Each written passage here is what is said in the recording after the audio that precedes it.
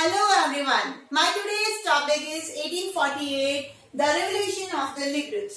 इससे पहले हमने क्या देख रखा है? इससे पहले हमने ये देखा है कि किस तरीके से हंगर, हार्डशिप और कुछ रिवॉल्ट्स हुए थे यूरोप के अंदर, यूरोप के कुछ पार्ट्स के अंदर, है ना, जिनको पीजेंट्स और ये सब कर रहे थे। आज अपन जो देखने वाले हैं वो है 1848 के अंदर जो लिबरल्स थे उनके द्वारा किए गए रेवोल्यूशन को। अब लिबरल्स कौन थे? याद नहीं है? चलिए मैं रिमाइंड करवाती हूँ। लिबरल्स वो थे जो एक विचारधारा लेकर चल रहे थे कि हमें मोनार्की सिस्टम नहीं चाहिए, हमें कॉन्स्टिट्यूशनल फॉर्म ऑफ गवर्नमेंट चाहिए, हम एजुकेटेड हैं और हम समझते हैं कि प्रिविलेज किसी भी इंसान को बाय बर्थ नहीं मिल सकता। तो ये चीजें, ये सोच जिन्होंने अडॉप्ट कर रखी थी वो लिबरल्स थे और इस सोच को बोला गया लिबरलिज्म। अब उनके द्वारा जो रिवोल्यूशन किया गया, क्या क्या हुआ, चलिए देखते हैं। Introduction. Parallel to the revolts of poor unemployed peasants and workers in 1848, a revolution led by educated men and women of the liberal middle classes combined their demand for constitutionalism with nation unification. अब देखिए समझना भाई, revolt तो कर ही रहे थे, poor, unemployed, peasant और workers जो थे ना वो रिवोल्यूशन कर ही रहे थे, बट उनके साथ साथ एक अलग ग्रुप, जो कौन सा ग्रुप था, लिबरल ग्रुप, है ना, वो भी क्या कर रहा था, रिवॉल्ट कर रहा था। अब वो कौन थे? एजुकेटेड मिडिल क्लास फैमिली के मैन एंड वुमेन, ठीक है, लिबरल्स कहलाए। और इन्होंने क्या डिमांड रखी कि इन्हें क्या चाहिए, कॉन्स्टिट्यूशनलिज्म चाहिए था, मतलब कि नेशन जो अलग अलग भागों में बटा हुआ है और अलग अलग राजा महाराजा उसके ऊपर राज कर रहे हैं, तो ये नहीं होना चाहिए। जर्मन एक सोसाइटी, एक यूनाइटेड सोसाइटी या फिर एक नेशन के तहत उभर कर आना चाहिए, ये सोच वो रख रहे थे कि अलग अलग राजा सिस्टम नहीं चाहिए, मोनार्की सिस्टम को पूरी तरीके से अबॉलिश किया जाए और कॉन्स्टिट्यूशन फॉर्म ऑफ गवर्नमेंट यहाँ पर लाया जाए। इसमें फ्रीडम ऑफ प्रेस भी बोला गया है कि हमें लिखने की आजादी हो कि हम क्या सोचते हैं कि हमारा समाज जो है वो कैसा होना चाहिए। तो ये सारी चीजें यहाँ पर बताई गई। The first wave of unification of Germany, Frankfurt Parliament। अब ये मेन टॉपिक है इसका। इसमें क्या हुआ है कि the first wave of unification of Germany, जरा समझना इस चीज को, पहले जर्मनी था ही नहीं। जर्मनी एम्पायर जो था वो अलग अलग भागों में बटा हुआ था। अब अपन इसको ऐसे समझते हैं कि प्रेशिया, पहले जर्मनी नहीं था, पहले उस एरिया का नाम था प्रेशिया, ठीक है। तो अब अलग अलग पार्ट को एक करना, यूनाइटेड करना, वो प्रोसेस कहलाया यूनिफिकेशन, है ना। अब देश, जैसे यहाँ पे इंडिया की बात करूं मैं, मध्य प्रदेश अलग है, महाराष्ट्र अलग है, ठीक है, तमिलनाडु अलग है, तो ये अलग अलग स्टेट, अलग अलग देश नहीं हो सकते, ये स्टेट मिलाकर एक देश बन सकता है ना। तो उसी तरीके से जो अलग अलग स्टेट थे ना, उनको यूनिफाइड करने का काम यहाँ पर लिबरल्स करना चाह रहे थे और उसकी शुरुआत की गई और एक नाम दिया गया फ्रैंकफर्ट पार्लियामेंट। अब ये क्यों नाम पड़ा, चलिए देखते हैं। The German liberal movements of 1848 was led by a large number of political associations whose members were middle class, professionals, businessmen and prosperous artisans। अब हमने ये तो देख लिया है कि मिडिल क्लास जो था वो एजुकेटेड था, ठीक है, इसके अंदर कुछ अमीर लोग भी थे, कुछ मिडिल क्लास लोग भी थे, कुछ प्रोफेशनल्स थे, कोई बिजनेसमैन थे, तो कोई आर्टिसंस थे। तो इन लोगों ने क्या किया, रिवोल्यूशन चालू किया था। और ये भी है कि बहुत सारी पॉलिटिकल एसोसिएशंस को इन्होंने क्या किया था, ज्वाइन भी किया था, पॉलिटिकल पार्टीज तो बनी रही थी। They all came together in the city of Frankfurt,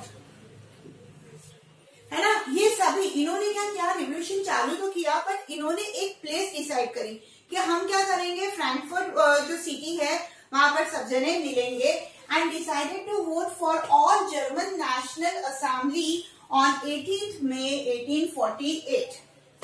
इन्होंने ये डेट डिसाइड करी, डेट क्या थी, 18 मई 1848, कि हम उस दिन क्या करेंगे, ऑल जर्मन नेशनल असेंबली की स्थापना करेंगे, उसके लिए वोट करेंगे, मेंबर्स को वोट करेंगे, ठीक है, और फ्रैंकफर्ट में ये प्रोसेस हुआ। Approx 831 elected representative took their seats in Frankfurt parliament in the church of Saint Paul.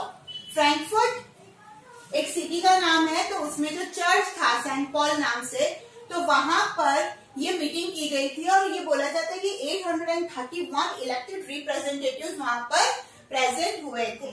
They drafted a constitution for a German nation to be headed by monarchy। अब main point ये था, ये oppose कर रहे थे कि हमें monarchy system नहीं चाहिए, है ना, बट उसके बावजूद भी इन्होंने कॉन्स्टिट्यूशन इस तरीके से ड्राफ्ट किया कि जो किंग है वो किंग होगा, बट उसकी पावर्स जो होगी ना वो लिमिट होगी। क्लियर कि राजा तो है, बट अधिकार, वो जो पावर जो पहले थी उनके पास वो अब नहीं होगी, वो सारा पावर कॉन्स्टिट्यूशन को दे दिया जाएगा। तो ये चीज यहाँ पर बड़ी चीज हो गई। हेड तो मोनार्की सिस्टम के रहेंगे, राजा तो रहेगा, बट उसकी पावर थोड़ी सी लिमिट में ला दी जाएगी। तो अब बताइए मुझे कि क्या राजा अपनी पावर को लिमिट में होने देगा? हरगिज नहीं। चलिए देखते हैं आगे। अब क्या हुआ? अब ये हुआ, Frederick William fourth, the king of Prussia, rejected it and joined other monarch to oppose the elected assembly. अब जैसे कि मैंने बताया, जर्मनी तो था नहीं, है ना, प्रूशिया था पहले, तो प्रूशिया का जो किंग था फ्रेडरिक विलियम फोर्थ, उन्होंने क्या किया, पूरी तरीके से अपोज किया कि नहीं, मैं मेरी पावर को लिमिट नहीं करूंगा। सिर्फ उन्होंने अपोज भी नहीं किया, उन्होंने क्या किया, अपने साथ जितने भी दूसरे राजा महाराजा थे उनको ज्वाइन किया। और राजा महाराजा भी उनसे इसलिए मिले क्योंकि जो आज विलियम के साथ हो रहा है वो कल उनके साथ भी होगा, ये सोचकर उन्होंने क्या किया, विलियम को सपोर्ट किया और साथ ही साथ में जो इलेक्टेड असेंबली थी उसको अपोज करना चालू कर दिया। The opposition of military and aristocracy became stronger and assembly was forcibly disbanded। अब क्या हुआ कि एरिस्टोक्रेसी क्लास मिल गया, उनकी मिलिट्री मिल गई और पूरी तरीके से क्या करने लग गई, अपोजिशन करने लग गई, है ना। तो इतना फोर्सफुली अपोजिशन था कि असेंबली को डिसबैंडेड होना ही पड़ा, खत्म अपने आप को करना ही पड़ा। ये जो first phase of unification of Germany जो था फ्रैंकफर्ट पार्लियामेंट का, वो पूरी तरीके से फेल रहा, है ना। बट एक कोशिश लिबरल्स के द्वारा की गई थी क्योंकि मिलिट्री पावर और एरिस्टोक्रेसी क्लास जो थे वो पूरी तरीके से प्रेशराइज कर रहे थे इस फ्रैंकफर्ट पार्लियामेंट को खत्म करने के लिए। अब मैटर इतना ही है, बहुत इजी है, कुछ नहीं है। लिबरल्स है, पढ़े लिखे लोग है, मिडिल क्लास है, उन्होंने क्या सोचा, कॉन्स्टिट्यूशन लाने को सोचा। उन्होंने फ्रैंकफर्ट सिटी के अंदर इकट्ठे हुए, 831 रिप्रेजेंटेटिव इलेक्टेड रिप्रेजेंटेटिव्स वहां पर आए थे, उन्होंने कॉन्स्टिट्यूशन बनाया, बट मोनार्क के साथ मिलकर कॉन्स्टिट्यूशन फॉलो करेंगे ये बताया। फिर क्या हुआ, यहाँ पर जो विलियम था फ्रेडरिक विलियम फोर्थ, उसने पूरी तरीके से मना कर दिया, अपोज कर दिया और फिर ये पूरी तरीके से डिसबैंडेड हो गई।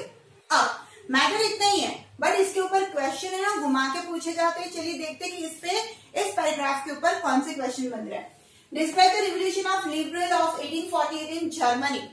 लिबरलिज्म वाला क्वेश्चन अलग है जो अपन पहले कर चुके हैं और उनके क्या थॉट्स थे वो अलग चीज है। ये है रेवोल्यूशन ऑफ लिबरल्स। बच्चे समझते नहीं है, वो वाला आंसर यहाँ पे लिख देते नहीं। रेवोल्यूशन बोला क्या, मतलब आपको फ्रैंकफर्ट पार्लियामेंट लेना पड़ेगा, ठीक है। फिर next, what role was played by Frankfurt parliament in the unification of Germany, same चीज आएगी। फिर why the first phase of unification of Germany was failed, क्योंकि ये फर्स्ट फेज है या फिर फर्स्ट वेव है, तो इसके ऊपर क्वेश्चन ऐसे घुमा के भी आएगा। फर्स्ट फेज आया मतलब आपको फ्रैंकफर्ट पार्लियामेंट दिमाग में रखना है। इसके अलावा इस पैराग्राफ के अंदर एक और पोर्शन दे रखा है कि रोल ऑफ वुमेन, जो मैं मेरे नेक्स्ट वीडियो में डिस्कस करने वाली हूँ। वीडियो अगर समझ में आया है तो लाइक करिए और पढ़ते रहिए social studies with Sangeeta. Thank you so much.